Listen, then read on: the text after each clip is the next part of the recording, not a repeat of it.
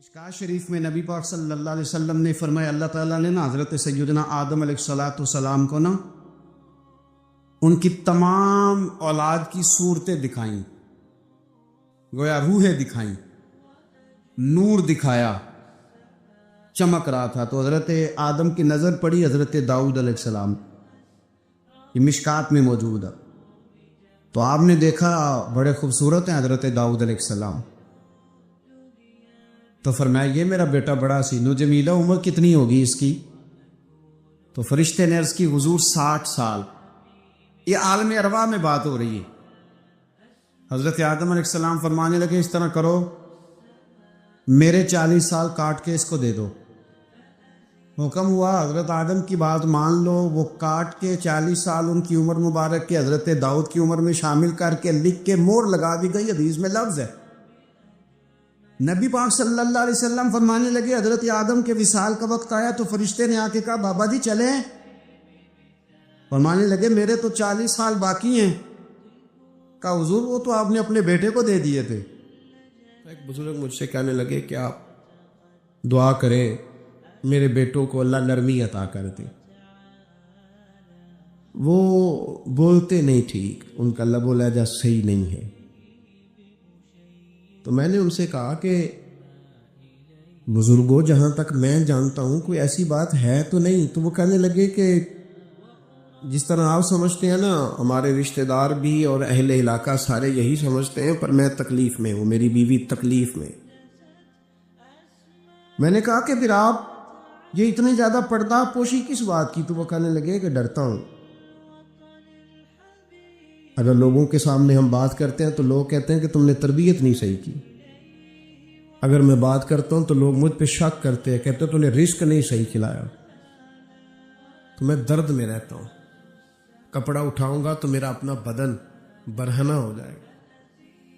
یار وہ کتنی تکلیف میں ہے باپ جو اپنے سگے بیٹے سے بات نہیں کرتا کہ پتہ نہیں کہاں سے بولے گا، کیا جواب دے گا میری بات کا،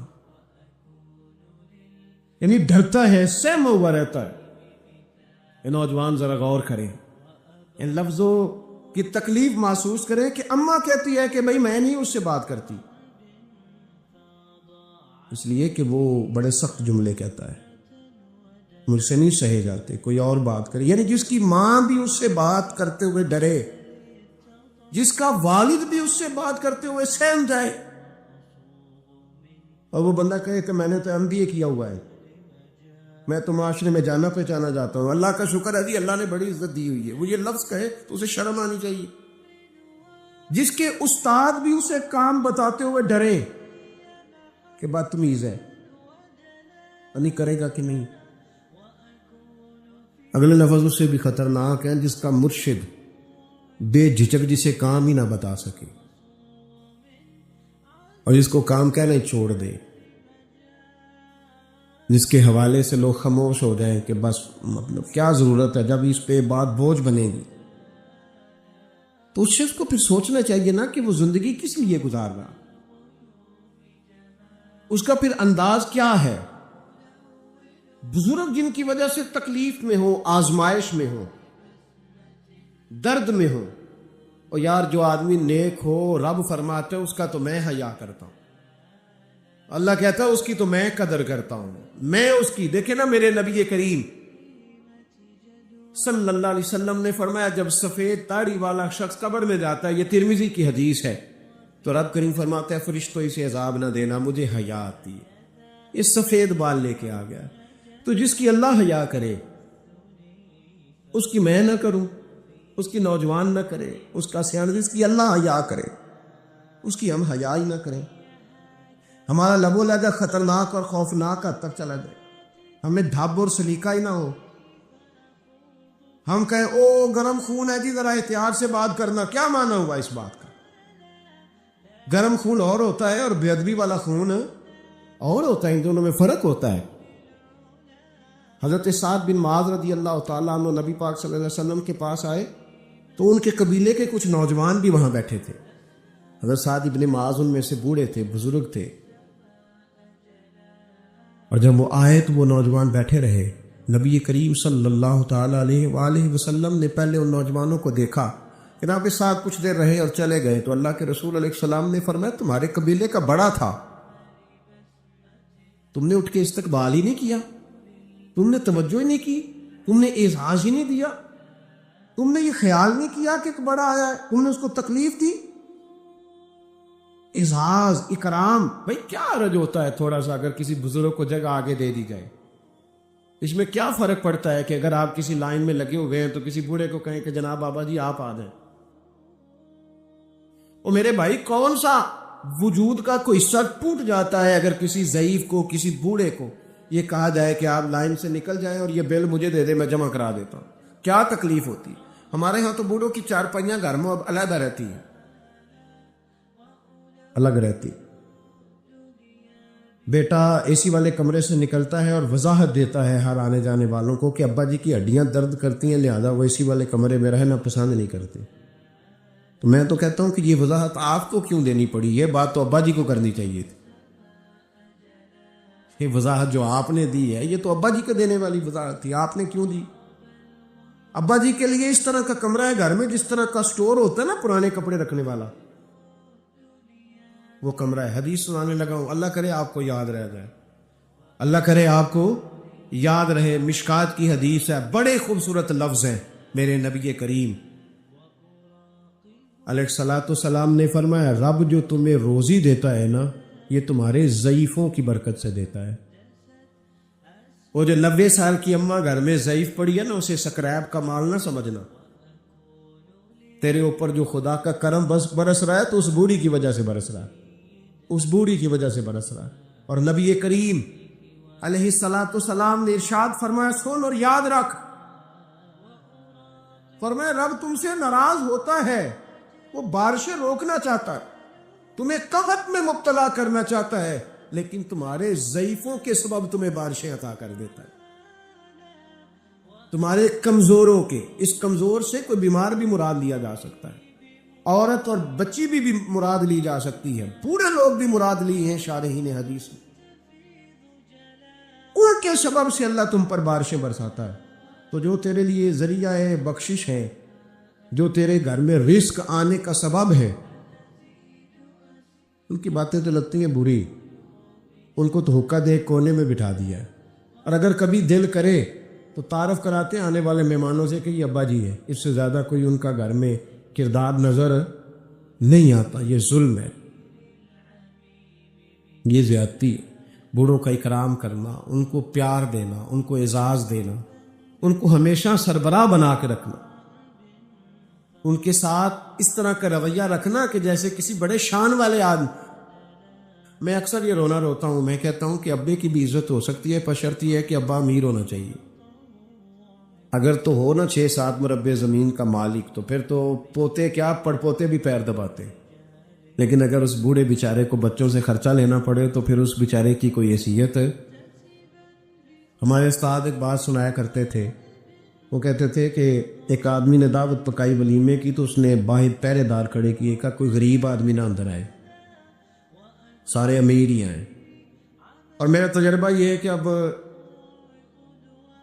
غریبوں کو شوق ہو گیا امیروں کو دعوت دینے کا۔ ناراض تو نہیں ہو گئے آپ لوگ؟ یہ میں تجربے کی بات کر رہا ہوں۔ کبھی کسی غریب کے فنکشن میں جانے کا اتفاق ہوتا ہے نا تو مجھے یوں لگتا ہے کہ اس کا دل تھا کہ غریب کوئی بھی نہ آئے۔ غریب کو دعوت دینا پسند ہے تو امیر تو پہلے نہیں اسے بلاتا، تو پھر بلائے گا کون؟ اس نے شیخ صاحب نے ولیمہ اپنے بیٹے کا کیا تو باہر جو پہرے دار تھے ان سے کہا کہ کوئی غریب آدمی اندر نہ آئے، امیر بندے صرف۔ اور نبی پاک صلی اللہ علیہ وسلم نے ایسے ولیمے پر لعنت برسائی ہے، فرمایا لعنتی ہے وہ دعوت جس میں صرف امیر آئیں اور غریب نہ آئیں۔ اس نے کہا بھی صرف نہ امیر لوگ آئیں، تو ایک بندہ تھا بڑا امیر لیکن بیچارہ نہ کئی کام کاج سے اٹھ کے ہی آ گیا، تو کپڑوں کو اسی طرح مٹی وٹی لگی ہوئی، تو دیر ہو رہی تھی، گھر جاتا چینج کرنے تو لیٹ ہو جاتا، تو ایسے ہی آ گیا۔ جب وہ آیا تو پہرے دار کھڑا تو اس نے کہا دوڑ جا، تیرا کوئی مطلب نہیں ہے یہاں۔ اس نے کہا یار میں سیٹھ آدمی ہوں، بدرا کپڑے نہیں بدلے۔ اس نے کہا سیٹھ ہوتا تو تیرے کپڑوں سے پتہ نہ چلتا۔ میرے بھائی وہ شخص کہتا ہے کہ میں نے کہا مجھے جانے دو اندر. کہنے لگے تیرے کپڑے نہیں دعوت والے. کہتا ہے میں وہاں سے واپس گیا دوڑا. آپ کو پتا ہے نا کپڑے بھی اب اللہ خیر کرے. ایک سنگی نو میں ایک دن کیا تو کالی اینک لائی سی خیر ہے کہندا موٹر سائیکل تے کٹا پیندا. کوئی دنوں تو بعد کار وچ بھی لا کے بیٹھا سی. میں کہ ہن کنوں میں کی پوچھاں, ہن تے بہتر ہے اینو چٹی چٹی سوٹی بھی نال دیاں.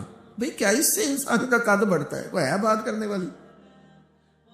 جہاز میں اس دفعہ میں واپس آ رہا تھا تو جہاز میں ایک نوجوان کالی اینک لگا کے پھر رہا.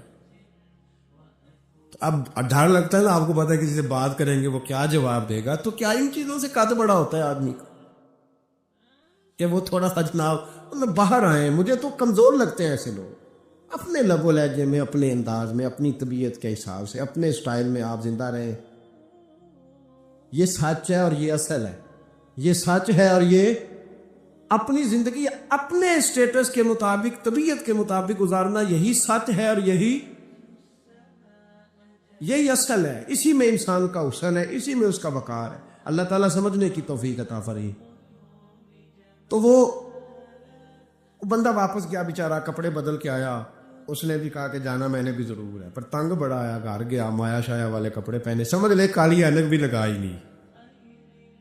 آیا تیار شیار ہو کے, کوٹ شوٹ پہن کے, ٹائی شائی کے ساتھ. جب واپس آیا تو وہ جو جس نے کہا تھا نا داخل نہیں ہونے دینا, اس نے خود دروازہ کھولا. وہ بندہ سیدھا اسٹیج پہ چلا گیا اور لوگ کھا رہے تھے پلیٹوں میں سالن. اس نے پورا ڈونگا ہی لے لیا اور وہ لے کے نا سامنے رکھا اور ایک کونے سے اپنا کرتا پکڑ کے اس میں ڈبویا, پھر دوسرے سے پکڑ کے اس میں ڈبویا, پھر پیچھے سے پکڑ کے. لوگ کہنے لگے پاگل ہو گیا. کہنے لگا نہیں, میری تو دعوت نہیں, دعوت تو کپڑوں کی ہے. میری کہاں دعوت ہے؟ اس لیے کہ میں تو آیا تھا, مجھے تو داخل ہی نہیں ہونے دیا. یہ تو دعوت ہے میرے کو. نہیں سمجھ آئی آپ کو میری بات؟ بھئی وہ بھی کوئی انسان ہے جو کسی کو صرف کپڑوں کا حیا کرے. ٹھیک ہے, انسان کا لباس اس کی شخصیت کا آئینہ دار ہوتا ہے, کپڑے اچھے پہننے چاہیے. نبی پاک صلی اللہ علیہ وسلم نے فرمایا تیرے پاس اگر نعمت ہے تو چھپا نہ, اس کا اثر تیرے اوپر نظر ہے. لیکن آپ کسی کو کپڑوں سے جج کریں گے, گاڑی سے جج کریں گے, یہ معیار نہیں ہے. والد کو, استاد کو, مرشد کو کیا اس لیے جج کیا جائے گا کہ اب وہ مالدار ہوگا تو حیا کریں گے؟ اور بھائی ماں اگر کسی کھیت میں بیٹھ کے اپلے بھی تھاپ رہی ہو نا, اور وقت کا شیخ الحدیث کسی بہت بڑی مسجد میں بیٹھ کے حدیث بھی پڑھا رہا ہو, اماں وہاں اپلے تھاپ رہی ہے, تو اس محدث وقت بھی جنت اسی ماں کے قدموں کے نیچے, وہیں سے اسے جنت ملے گی. یہ نہیں ہو سکتا کہ وہ کہے جنت کہیں اور سے مل جائے. بے شک وہ بیچاری اپلے تھاپ رہی ہے, گوبر کے ساتھ کام کر رہی ہے. میری بات کی سمجھ آ رہی ہے؟ بزرگوں کا اکرام کریں, احترام کریں, ان کو ادب دینا سیکھیں, ان کے ساتھ لحاظ والا رویہ اختیار کریں. نبی کریم علیہ السلام کے صحابی حضرت ابو ہریرہ رضی اللہ تعالیٰ عنہ فرماتے ہیں کہ حضور سید عالم علیہ السلام کے پاس میں بیٹھا تھا تو چند نوجوان حضور کے پاس بیٹھے تھے. جہاں ہم بیٹھے تھے وہاں جگہ کچھ تنگ تھی. ایک بزرگ آ گئے سفید داڑھی والے, انہوں نے سلام لی. نبی پاک نے سلام کا جواب دیا تو حضور نے نوجوانوں پہ 2-3 دفعہ نظر ڈالی. وہ بیٹھے رہے, ان کو جگہ نہیں دی, تھوڑے سمٹے نہیں. تو کہتے ہیں رسول پاک علیہ السلام نے بات کی تو میں کانپنے لگا. اللہ کے حبیب نے فرمایا من لم یرحم صغیرنا ولم یؤکر کبیرنا فلیس منا. فرمایا جس کو چھوٹے پہ شفقت نہیں کرنی آتی اور جس کو بڑے کی عزت نہیں کرنی آتی, اس کا تو ہم سے تعلق ہی کوئی نہیں. فلیس منا, وہ ہم میں سے. فرمایا وہ آئے, تم نے جگہ ہی نہیں دی. یہ سفید داڑھی والے شخص کا اکرام نہیں کیا, اس کو تم نے جگہ ہی نہیں دی. اور ہم لوگ یہ سمجھتے ہیں, یہ نوجوان یہ سمجھتے ہیں کہ ہم نے کون سا بوڑھے ہونا ہے, ہم نے کون سا بوڑھے ہونا, ہم نے تو سدا جوان ہی رہنا. ایک کلرک نے نا ایک دفعہ کسی بہت بڑے رائٹر کو کہہ کہ اپنے نام سمیت, اس نے کہا تھا میرا نام, ایڈریس, فون نمبر سمیت یہ بات اپنے کالم میں درج کر دو. اس نے کہا کہ میں کلرک تھا, تنخواہیں وغیرہ دیتا تھا کسی بینک میں یا کسی ایسے ادارے میں ملازم تھا جہاں میں وہ چیزیں دیا کر. تو کہتے ہیں کہ میں وہاں یہ کام کرتا تھا تو بوڑھے لوگ، آپ کو پتہ ہے ضعیف لوگ آتے ہیں بیچارے پینشن لینے، کسی بچے کی منت کرتے ہیں، وہ لے کے جاتا ہے، بابا جی کو یہ بھی نہیں پتہ انگوٹھا کہاں لگانا، فارم کیسے فل کرنا ہے. تو یہ سرکاری عہدوں پہ بیٹھے لوگ معاذ اللہ تنگ ہوتے ہیں اور کئی دفعہ غلط جملے استعمال کرتے ہیں. تو کہا کرتا تھا کہ میں بڑا سخت رویہ رکھتا تھا، اب میری بھی پینشن ہو گئی ہے، اور اب جب میں خود لینے جاتا ہوں نا، کہتے جتنے دھکے میں یہ تھے اس سے 11 گنا کھا چکا ہوں، پر معافی کوئی نہیں مل رہی.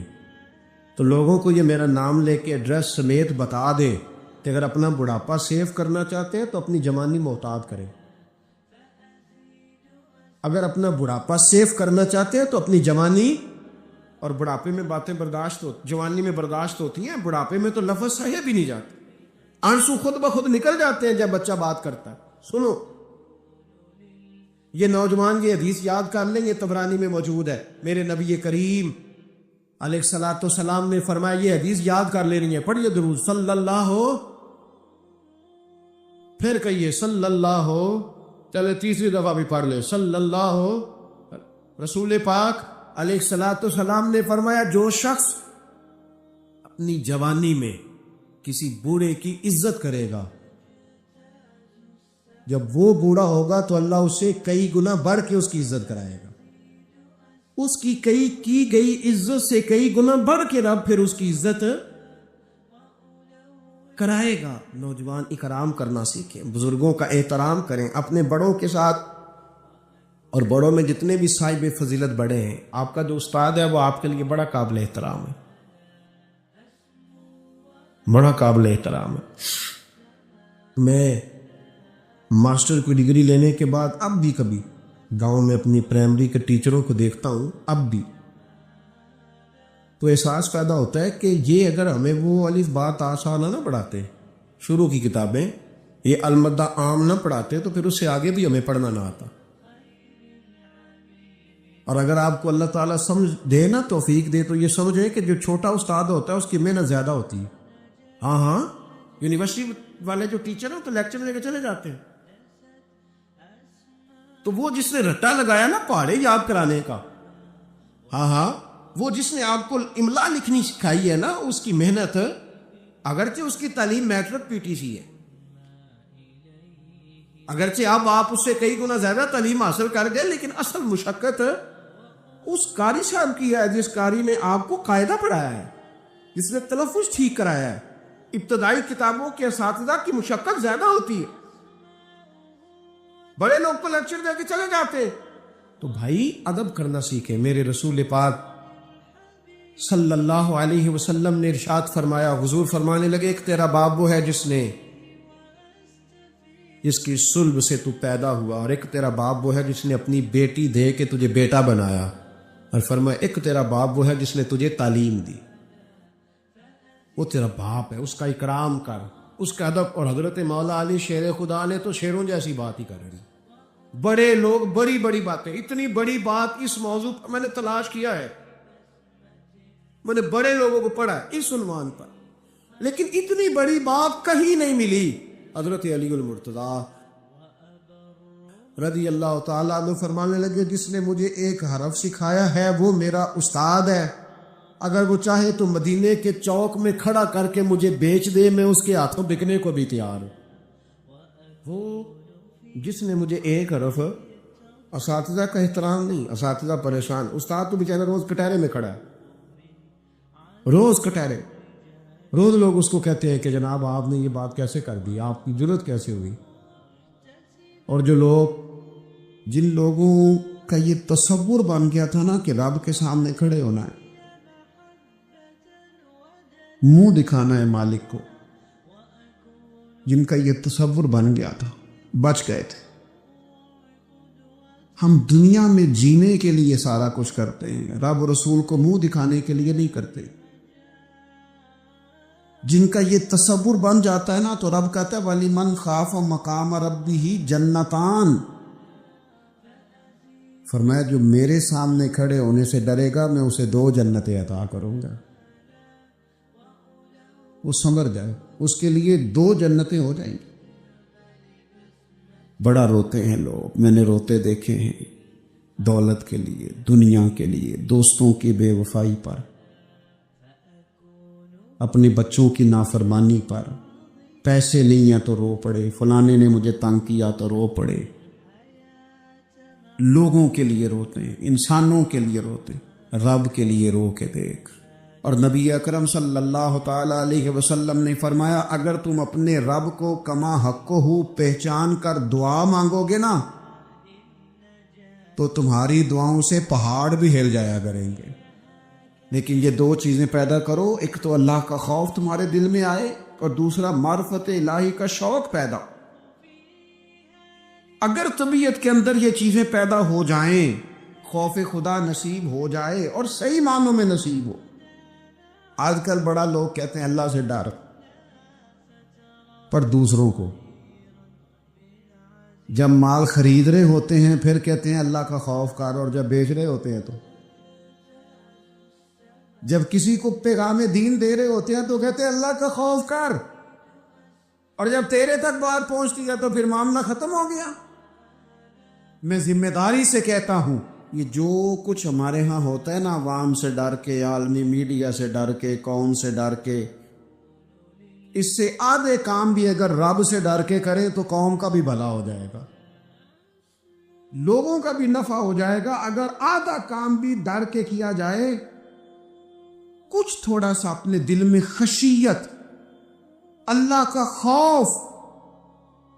हुजूर फरमाने लगे, जितना मक्खी और मच्छर का पर होता है ना, अगर इतने आंसू रब के खौफ से तेरी आंख से निकल गए,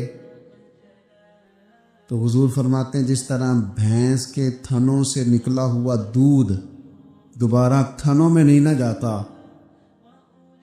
अगर कोई इतना भी रो पड़ा जितना मक्खी और मच्छर का पर होता है, तो उस बंदे को अल्लाह दोज़ख में दाखिल नहीं करेगा। शर्त क्या है? अल्लाह के खौफ से, रब के खालिसतन अल्लाह के खौफ से। और था लोगों को अल्लाह का खौफ, रब के सामने खड़ा होना है तो डरते थे। हज़रत उमर का जब आखिरी वक्त आया था तो अपने बेटे से कहा था, मुझे उठा के ज़मीन पे रख दो, मैं अपनी पेशानी ज़मीन पे रख के अपने रब से माफ़ी मांग।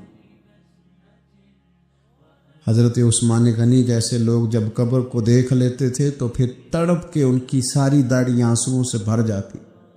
हज़रत मौला अली शेर खुदा रदी अल्लाह ताला अन्हु नमाज की नीयत बांधने लगते तो वजूद कांपता, राशा तारी हो जाता।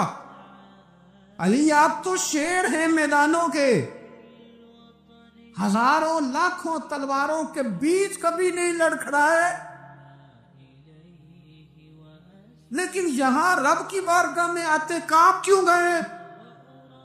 तो फरमाने लगे, तुम्हें पता नहीं किसकी बारगाह में हाजिर होने लगा हूं? उससे डर आता है, मालिक के हुजूर आ गया, डर आता, डरते थे। मेरे नबी पाक अलैहिस्सलाम ने फरमाया, अल्लाह का खौफ ये दानाई है, ये हिकमत है। और सही बुखारी में लफ्ज़ हैं, नबी पाक सल्लल्लाहु ताला अलैहि वसल्लम ने फरमाया, एक शख्स था, बुखारी मुस्लिम में मौजूद है, एक बंदा था, उसे ना बड़ा डर आता था कि रब जब सवाल पूछेगा तो मैंने क्या जवाब देने हैं। और हमें हमारे नबी पाक अलैहिस्सलाम ने फरमाया भी है, हुजूर ने फरमाया, रब तुमसे ना 5 सवाल पूछेगा क़यामत के दिन, अपने सामने खड़ा करके। सारी तैयारी लायक बच्चे भी जब कर लेते हैं ना पेपर देने की, ज़हीन बच्चे सारी तैयारी करके ना, तो कमरा इम्तिहान में जाते हुए फिर भी डरते हैं और कहते हैं, हज़रत साहब दुआ करना, मेरा पेपर है। बच्चा लायक भी है, मेहनती भी है, तैयारी भी, लेकिन डर आता है। डर आता था जब पेपर स्टार्ट होते थे ना, तो कई किस्म की एक्टिविटीज़ छोड़ दी जाती थी, खेल छोड़ दिए जाते थे। मैंने देखा है बच्चे नमाज़ें शुरू कर देते थे। डर आता है कहीं पेपर में कमी ना कोई रह जाए। दुनिया के पेपर के बारे में ये मामला है, और जब सुबह क़यामत सवाल जवाब किए जाए حضور فرماتے 5 سوال رب پوچھے گا تم سے قیامت میں۔ سب سے پہلی بات، میں نے تمہیں عمر دی تھی، کہاں گزاری تم نے؟ ضائع کر دیا ٹائم سارا، ادھر ادھر بھاگتے آتے جاتے مال کماتے۔ اور پھر عمر میں ایک بہترین حصہ جوانی ہے۔ حضور فرماتے ایک سوال یہ ہوگا، دوسرا جوانی کہاں گزاری؟ اور تیسرا سوال پوچھا جائے گا، بتاؤ مال کہاں سے کمایا، ذرائع کیا تھے، جائز طریقہ اختیار کیا کہ ناجائز؟ اور چوتھا سوال یہ ہوگا، یہ بتاؤ تم نے خرچ کہاں کیا؟ اللہ نے اپنے فضل سے دیے تھے پیسے، تم نے ناجائز جگہ پہ تو نہیں لگا دیے؟ اور پانچواں سوال یہ ہوگا کہ جو تمہیں پتہ تھا، جو تم جانتے تھے، جس کا تمہیں علم تھا، جس کا تمہیں شعور تھا، بتاؤ تم نے اپنے علم پر عمل کتنا کیا؟ میرے عزیز، یہ 5 سوال نبی پاک علیہ السلام فرماتے ہیں۔ ایک بندہ تھا جو بڑا ڈرتا تھا رب کی بارگاہ میں کھڑا ہونے سے، اتنا ڈرتا تھا کہ خوف طاری ہو گیا، اس پر خشیت پیدا ہو گئی۔ اس نے اپنے بچوں سے کہا، جب میں مر جاؤں نا، یہ صحیح حدیث میں موجود ہے، جب میں مر جاؤں نا تو مجھے جلا دینا، اور پھر اگر میرے وجود کا کچھ حصہ بچ جائے تو اسے پیس دینا، پھر اسے ہوا میں اڑا دینا، مجھے ختم کر دینا۔ میں اپنے رب کی بارگاہ میں کھڑا ہو کے سوالوں کا جواب نہیں دے سکتا۔ پتا تو سارا ہے نا سردار نو کیتیاں دا، من دانم کے من دانم، جو اعمال کیے ہیں اس کی خبر تو ہے نا۔ باقیوں کو شک ہے کہ اس میں گناہ کیا ہوگا، پر ہمیں اپنا اپنا تو پاک ہے نا، پتا تو سارا ہے نا۔ کہا میں نہیں کھڑا ہو سکتا اس کے حضور، مجھے جلا دینا، میری راکھ بھی بہا دینا، اڑا دینا ہواؤں میں۔ نبی پاک علیہ السلام فرماتے بندہ تھا سچا، یہ کام اس نے کیا اللہ سے ڈر کے۔ کریم محبوب علیہ السلام فرمانے لگے، اللہ تعالیٰ نا قیامت کے دن ذرات کو حکم دے گا کہ اس کے وجود کے ذرے جمع کرو۔ اس کا وجود جمع کیا جائے گا، جس رب نے پہلے بنایا ہے وہ دوبارہ بنانے پر بھی قادر ہے۔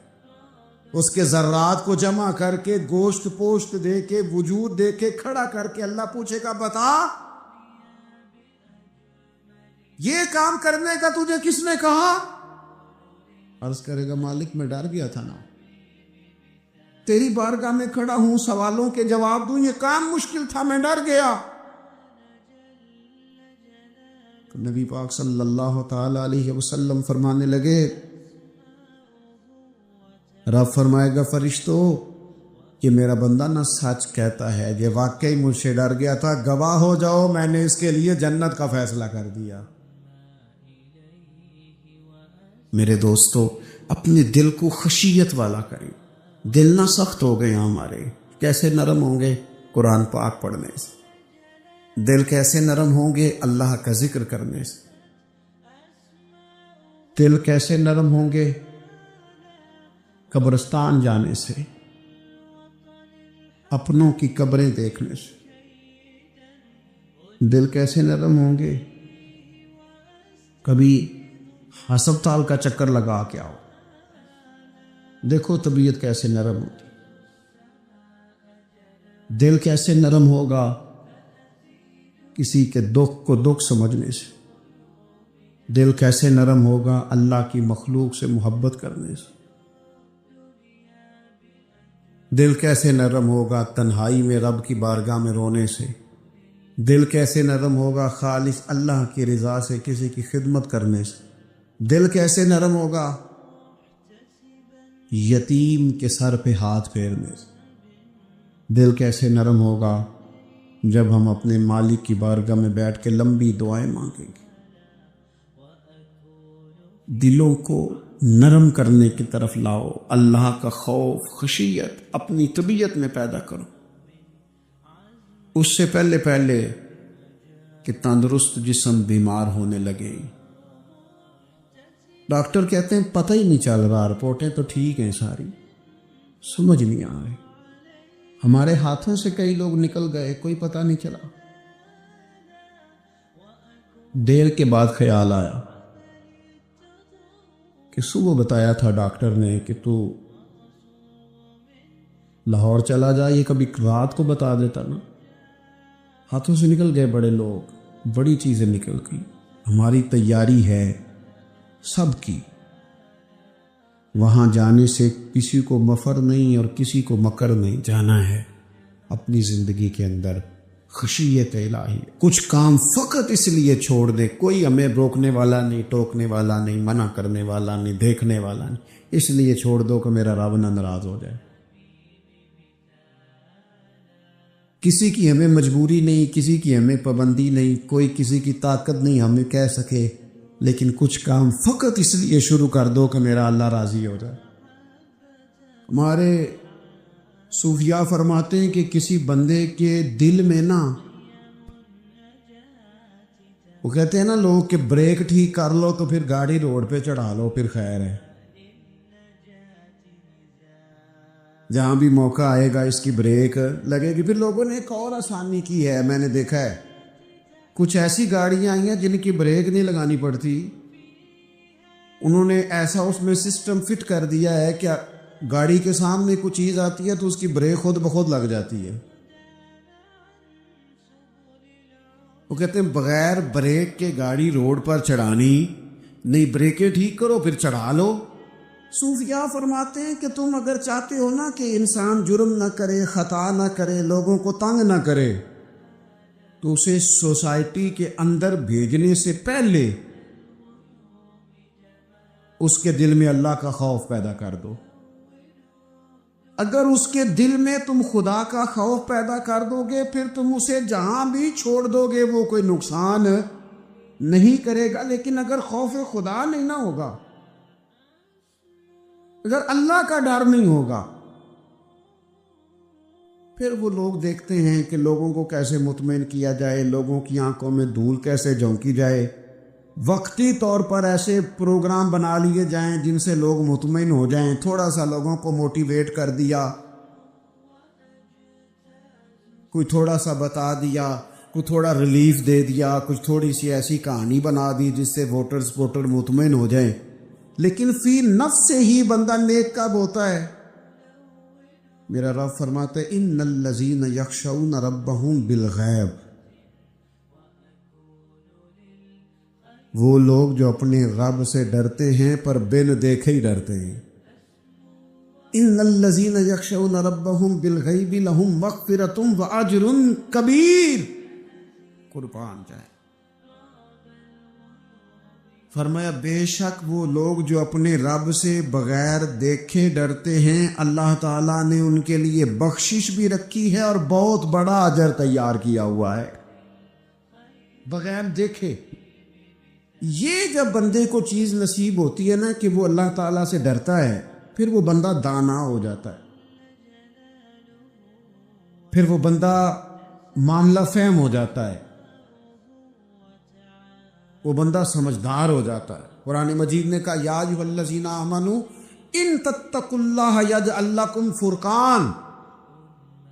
میرا دل کرتا ہے کہ امت مسلمہ اس آیت کو یاد کر لے. رب فرماتا ہے اے ایمان والو، اگر تم اللہ سے ڈرو گے نا تو اللہ تعالیٰ تمہیں حق اور باطل میں تمیز کرنے کی قوت عطا فرما دے گا. تم اپنے دل میں رب کو جواب دینے کا تصور پیدا کرو، اللہ تمہارے فیصلے درست کرا دے گا. اور میرے نبی پاک صلی اللہ تعالی علیہ وسلم نے فرمایا یہ جو اللہ کا خوف ہے نا، یہ حکمت کی بنیاد ہے، یہ دانائی کی بنیاد. اللہ کا خوف ہے، یہ بنیاد ہے، اس کی وجہ سے لوگ دانا ہوتے ہیں. اگر وہ رب کریم سے ڈرنے لگے تو اللہ انہیں بصیرت کی روشنی دے گا. کیوں فیصلے درست تھے سارے سیدنا صدیق اکبر کے؟ اس لیے درست تھے کہ ان کے دلوں میں رب کا خوف موجود تھا. بڑی فضیلتیں انہیں حاصل تھی، بڑی عظمتیں حاصل تھیں، لیکن کسی جگہ بھی کسی مقام پر بھی ان کے قدم لڑکھڑاتے کیوں نہیں تھے؟ بڑے انہوں نے بھی زندگی کے اندر تکلیفیں دیکھی، بڑے بوجھ دیکھے، بڑی دھوپ چھاؤں دیکھی، لیکن مضبوط کیوں رہے؟ حضرت سعد بن ربیع رضی اللہ تعالیٰ عنہ ایک جنگ میں شہید ہو گئے تھے، جنگ احد میں.